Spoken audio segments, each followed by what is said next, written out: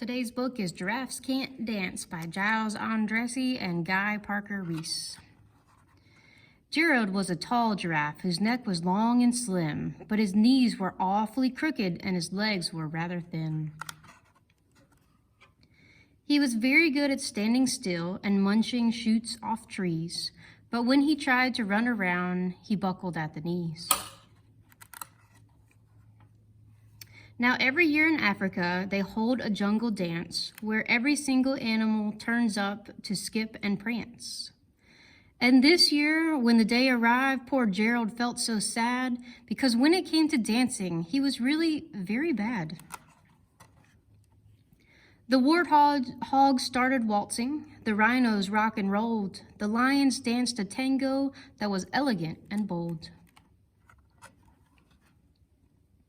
All the chimps did a cha-cha with a very Latin feel, and 8 baboons, they teamed up for a splendid Scottish reel. Gerald swallowed bravely as he walked towards the floor, but the lions saw him coming, and they soon began to roar. "Hey, look at clumsy Gerald," the animals all sneered. "Giraffes can't dance, you silly fool. Oh, Gerald, you're so weird." Gerald simply froze up. He was rooted to the spot. "They're right," he thought. "I'm useless. Oh, I feel like such a clot." So he crept off the dance floor and he started walking home. He'd never felt so sad before, so sad and all so alone. Then he found a little clearing and he looked up at the sky. "The moon can be so beautiful," he whispered with a sigh. "Excuse me," coughed a cricket who'd seen Gerald earlier on, "but sometimes when you're different, you just need a different song."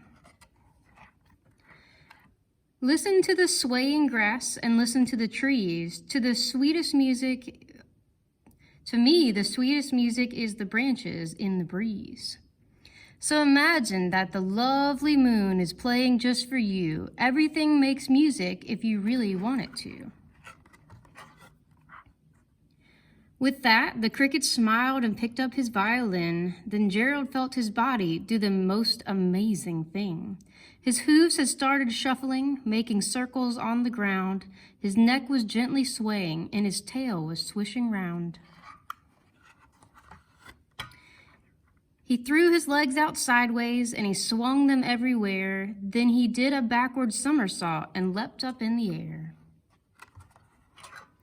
Gerald felt so wonderful, his mouth was open wide. "I'm dancing, yes, I'm dancing, Gerald cried. Then one by one, each animal who'd been there at the dance arrived while Gerald boogied and watched him quite entranced. They shouted, "It's a miracle, we must be in a dream. Gerald's the best dancer that we've ever seen." "How did you learn to dance like that? Please, Gerald, tell us how."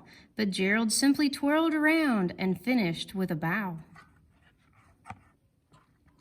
Then he raised his head and looked up at the moon and the stars above. We can all dance," he said, "when we find music that we love." The end.